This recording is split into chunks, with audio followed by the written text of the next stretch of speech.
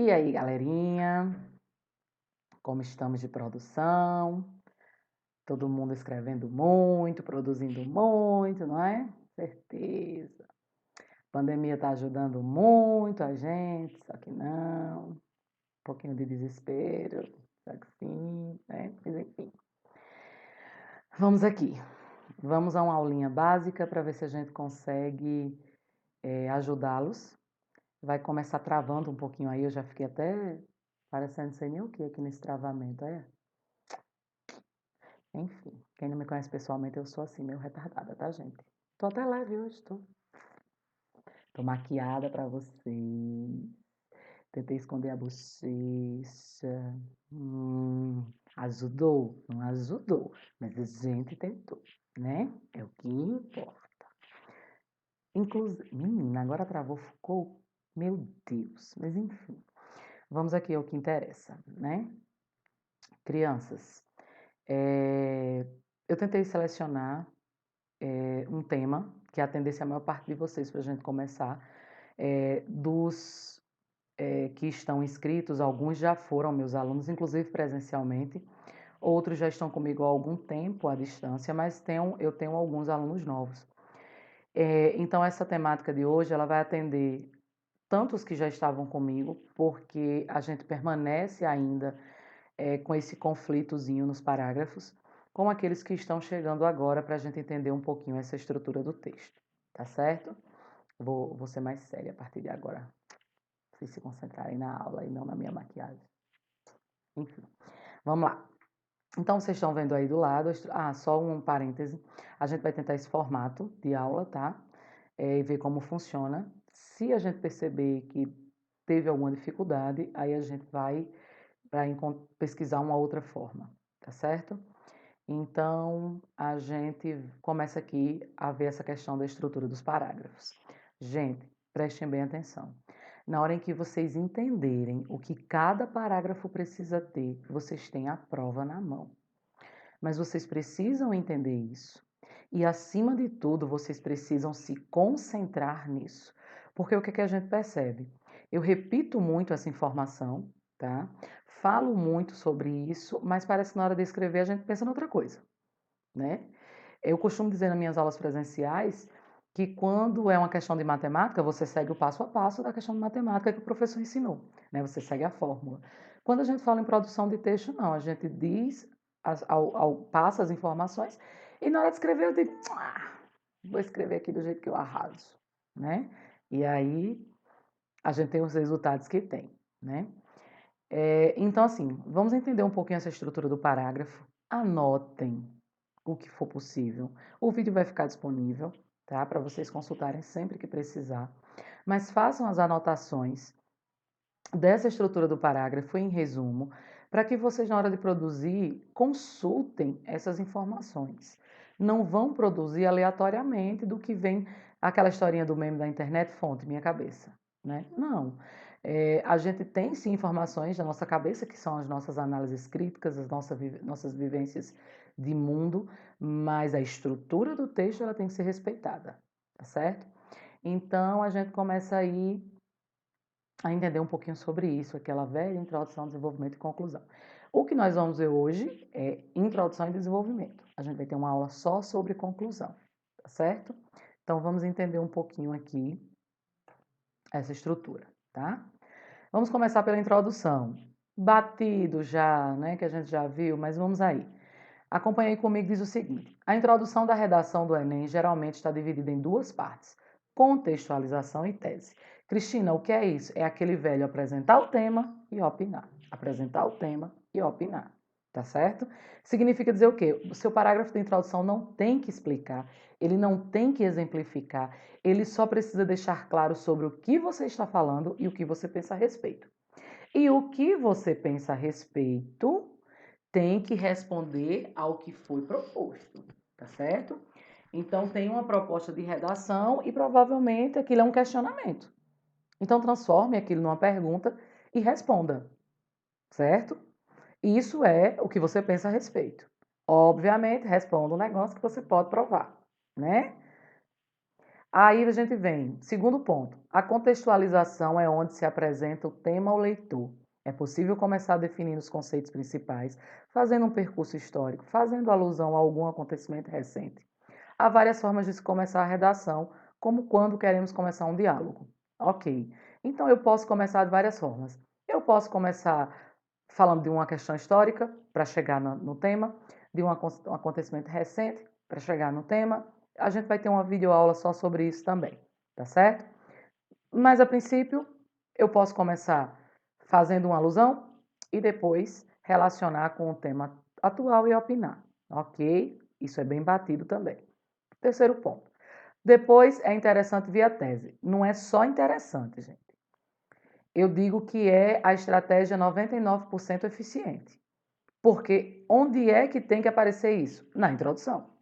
Cristina, eu gosto de começar o parágrafo com a minha tese, o parágrafo de desenvolvimento. Tá, você deve ser muito foda, porque não é fácil para você estruturar seu texto. Então, por favor, coloquem a tese na introdução, tá? Que é um recorte da realidade, uma forma de observar o fenômeno. Ela pode ser constituída de duas relações, causa e consequência, é a dupla de relações mais comuns. Tá, mais comum. Cristina, eu uso causa e consequência, ok.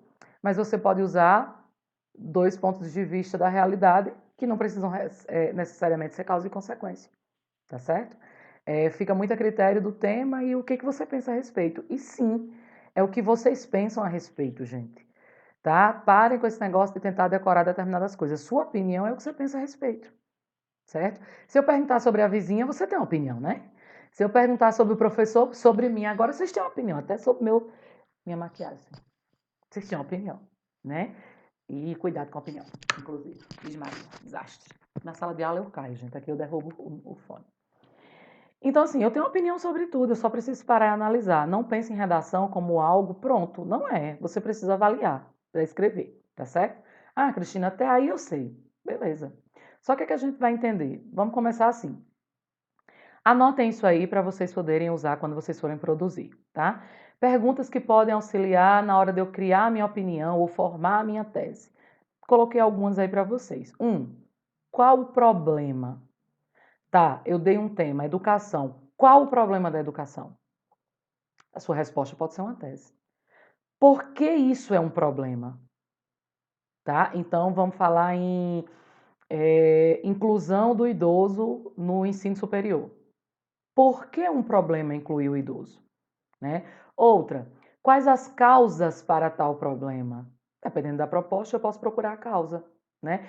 Por que o bullying nas escolas... Melhor, por que a violência contra a mulher ela se perpetua, mesmo diante de tanta informação, mesmo diante das leis? Né? Por quê? Quais as causas para tal problema? Há alguma solução? Pronto, pode ser uma outra opinião sua, pode ser a sua opinião. A solução é XYZ, tá? Como e por que colocar tal solução em prática? Como essa proposta pode de fato resolver o problema? Então, são perguntas que tanto podem ajudar vocês no desenvolvimento, aliás, na introdução, como encaminhar o seu desenvolvimento, tá?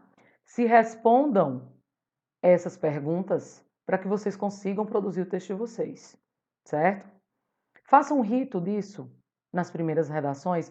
Olha, a partir de agora eu vou fazer isso.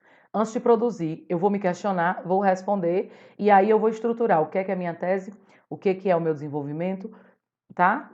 Para eu conseguir selecionar as ideias que eu vou usar no meu texto, tá certo? Aí eu trouxe para vocês os exemplos de introdução, para que vocês entendam essa conexão de contextualizar e opinar, tá certo? Vejam esse exemplo, eu vou ler aqui para vocês. Na antiga Esparta, crianças com deficiência eram assassinadas, pois não poderiam ser guerreiras, profissão mais valorizada na época. Gente, fiz um levantamento histórico. Comecei com isso. Qual é a segunda parte? É contextualizar com o tema. Obviamente, a proposta de redação não era sobre crianças com deficiência em Esparta, né? Eu fiz isso para quê? Para chegar onde eu quero. Sabe quando vocês vão convencer a mãe de vocês a deixar vocês irem para a festa? Ou quando vocês vão convencer a mãe de vocês a deixar, sei lá, a dar dinheiro a vocês? E vocês começam assim: olhe, mãe, isso é muito importante para mim, por isso, por isso, por isso. Né? Por isso eu preciso do dinheiro. Enfim, você nunca conversa com alguém, você vai terminar o namoro. Melhor. Você vai terminar o namoro. Você não chega para terminar o namoro e diz assim: olha, fulana, a gente vai terminar, viu? Não gosto mais de você, não. Por aqui já deu, até amanhã, tchau. Você não faz isso, né? Você vai terminar um namoro, você dá uma, né? Olhe, você é uma pessoa maravilhosa, você é muito gente boa. O problema não é você, o problema sou eu. Ninguém nunca ouviu isso, né? O problema não é você, o problema sou eu. O nosso relacionamento é muito bom, a gente vive muito bem, melhor coisa da minha vida, mas aí você vai e termina o namoro, né? Então, quando você vai fazer sua proposta de redação, que exemplo, né? Mas já foi, tá gravado, agora vai ficar. Quando eu vou produzir o meu texto, eu não vou direto ao assunto no geral. Então, quando eu faço esse levantamento histórico, gente, isso conta ponto, tá? Que é o que a gente chama de repertório cultural, certo? Então, já ganhei ponto aqui, ó, certo? Mas vamos ao que interessa? A proposta qual foi? Aí eu faço a relação, ó. Na antiga Esparta, crianças com deficiência eram assassinadas pois não poderiam ser guerreiras, profissão mais valorizada na época. Na contemporaneidade, Cristina, eu nunca sei como usar a história e voltar. Tá aí, ó. Na contemporaneidade, o que é isso? Hoje em dia, tal barbárie não ocorre mais. Ninguém mata mais as crianças, né? Porém, há grandes dificuldades para garantir aos deficientes, especial, eita, especial, em, especi... em especial aos surdos, o acesso à educação, devido ao preconceito ainda existente na sociedade e à falta de atenção do Estado à questão. Galera, foca aqui nessa introdução. Eu fiz uma alusão histórica, repertório sociocultural, trouxe para o momento presente e apresentei a temática, que era a questão dos surdos, e dei a minha opinião no finalzinho, ó, quando diz assim, ó, isso se deve a quê? Ao preconceito ainda existente na sociedade e à falta de atenção do Estado à questão. Galera, na hora que vocês fizeram enumeraram dois pontos na introdução, vocês já têm o desenvolvimento. Por quê? O primeiro que você diz, a falta é o preconceito ainda existente. É o seu primeiro parágrafo de desenvolvimento. Você vai provar essa questão do preconceito ainda existir. Você vai mostrar que ele ainda existe. Você vai dar exemplos, você vai dar dados estatísticos e vai analisar, certo? E o seu segundo parágrafo de desenvolvimento, que seria o D2, né, o terceiro parágrafo do texto inteiro, você vai defender o quê? Que há uma falta de atenção do Estado. O governo não oferece condições para que essas pessoas se insiram na sociedade com qualidade de vida, tá? Então, eu queria que vocês prestassem muita atenção e depois vocês destrinchassem pausadamente a introdução para que vocês percebessem como é que ela se constrói. Eu tenho 3 partes, ó, minha introdução tem 3 partes, certo? Neste caso, a primeira, eu trouxe uma alusão histórica, falei da criança com deficiência lá em Esparta, só que eu preciso relacionar com hoje em dia. Aí eu trouxe lá o conectivozinho, ó, na contemporaneidade. O que é isso? No presente. Hoje em dia. Aí eu vou dizer, hoje em dia isso não acontece mais, né? Não se mata mais crianças. Porém, ainda há grandes dificuldades para garantir aos deficientes. Aí eu coloquei lá, ó, em especial os surdos, porque a temática, a proposta de redação era sobre eles. O acesso à educação. Apresentei a temática. Aí eu vou opinar. Agora é minha tese, ó.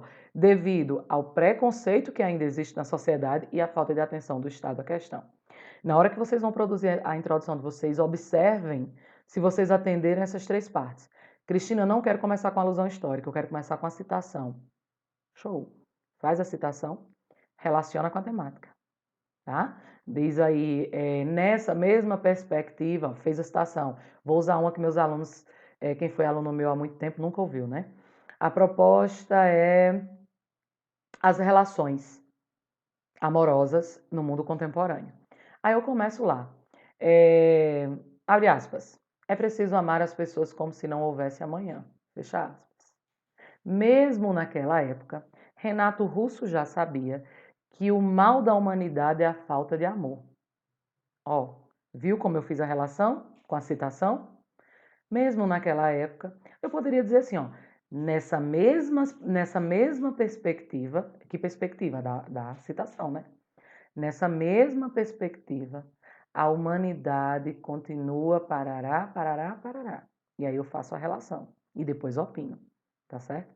Parará foi ótimo, né? Vocês super entenderam. Enfim, relação feita, tá certo? Eu posso começar de várias formas. Eu só preciso conseguir entender o quê? Eu tenho 3 partes. Minha primeira é o meu repertório cultural, seja citação, seja questão histórica, seja conceitual o que aquilo significa.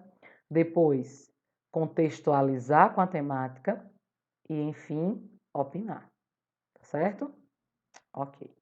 Aí a gente tem outro exemplo. Abre aspas. Isso aqui, gente, tá aspeado porque é do texto de outra pessoa, tá certo? Segundo as ideias do sociólogo Habermas, que vocês nunca usam, né? Os meios de comunicação são fundamentais para a razão comunicativa. Visto isso, é possível mencionar que a internet é essencial para o desenvolvimento da sociedade. Pausa. Citei Habermas e o pensamento dele, certo?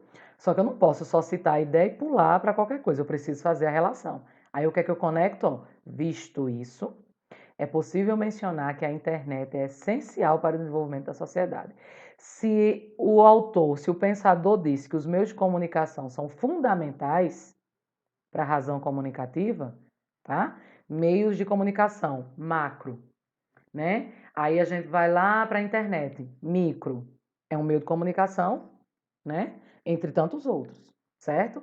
Então eu comecei do macro para chegar no micro, que é o que eu queria, certo? Então vamos lá. É mencionar que a internet é essencial para o desenvolvimento da sociedade. Entretanto, o meio virtual tem sido utilizado muitas vezes para a manipulação do comportamento do usuário, pelo controle de dados, podendo induzir o indivíduo a compartilhar determinados assuntos ou a consumir certos produtos. Relacionei com a proposta. Isso ocorre devido. Agora eu vou opinar. Falha de políticas públicas efetivas que auxiliem o indivíduo a navegar de forma correta na internet e a ausência de consciência da grande parte da população sobre a importância de saber utilizar adequadamente o meio virtual. Minha opinião. Essa realidade constitui um desafio a ser resolvido, não somente pelos poderes públicos, mas também por toda a sociedade. Uma introdução mais complexa, mas tão completa quanto a outra, tá? E aí eu tenho 3 ideias para desenvolver no meu desenvolvimento, né? Desenvolver no meu desenvolvimento, certo? Quando ele diz o quê? Primeiro, falta políticas públicas efetivas. Segundo, ausência de consciência. Ó, 2 pontos importantes. E ao fim ele diz, essa realidade constitui um desafio a ser desenvolvido, resolvido não somente pelos poderes públicos, mas também por toda a sociedade, que é uma coisa que eu vou ter que retomar no desenvolvimento. Entendam uma coisa, citei na introdução, retomo no desenvolvimento, tá? Ou no máximo na conclusão. Mas eu citei na introdução, eu vou retomar o debate, tá certo?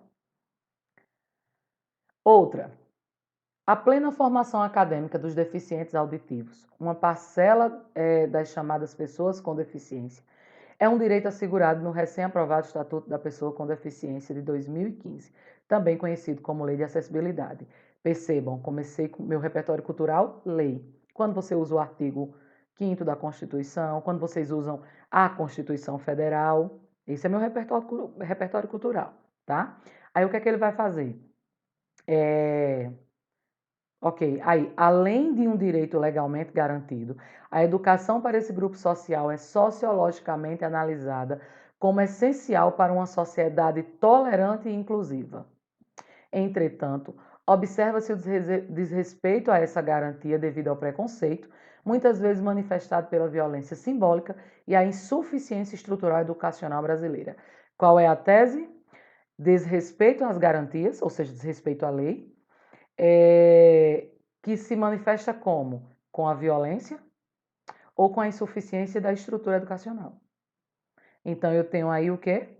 que tudo que acontece é porque não se respeita a lei. E como é que se evidencia esse desrespeito? Quando há violência ou quando não há estrutura para suportar essas pessoas, para incluir essas pessoas, tá certo? Então, eu tenho aí os 2 pontos para desenvolver no corpo do texto já. Gente, coloquei várias, que é para a gente poder ver de todo tipo, tá certo? Sob a perspectiva filosófica de São Tomás de Aquino, todos os indivíduos de uma sociedade democrática possuem a mesma importância, além dos mesmos direitos e deveres. Ó, repertório cultural. No entanto, conectei. Percebe-se que, no Brasil, os deficientes auditivos compõem um grupo altamente desfavorecido no tocante ao processo de formação educacional, visto que o país enfrenta uma série de desafios para atender essa demanda. Nesse contexto, torna-se evidente a carência de estrutura especializada no acompanhamento desse público, tópico 1, bem como a compreensão deturpada da função social deste. Então, ó, 2 pontos para desenvolver. E antes eu tive o quê? Repertório cultural, contextualizei a temática e aí, por fim, opinei. Tá certo? Outro exemplo. No convívio social brasileiro, parte considerável da população apresenta alguma deficiência. Viram? Ó, só trouxe algo recente, de conhecimento comum. Nessa conjuntura, grande parcela dos surdos, em especial, não tem acesso à educação de qualidade, o que fomenta maior empenho do poder público e da sociedade civil, com o fito de superar os desafios para a efetiva inclusão desses indivíduos no sistema educacional. Então, o que é que a gente teve aqui como tese? A boa parte não tem acesso, né? O que fomenta maior empenho do poder público e da sociedade civil. Então, qual é a tese? É que a gente precisa de que o poder público haja e que a gente precisa que a sociedade civil também se manifeste. E é isso que a gente vai ter que desenvolver no corpo do texto, tá?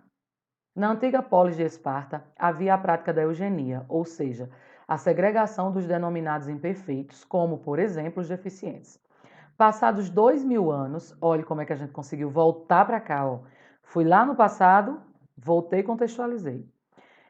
Passados 2000 anos, o preconceito contra esse grupo ainda prevalece socialmente e afeta, principalmente a área da educação. Ó, falei dos surdos e educação, que era a proposta.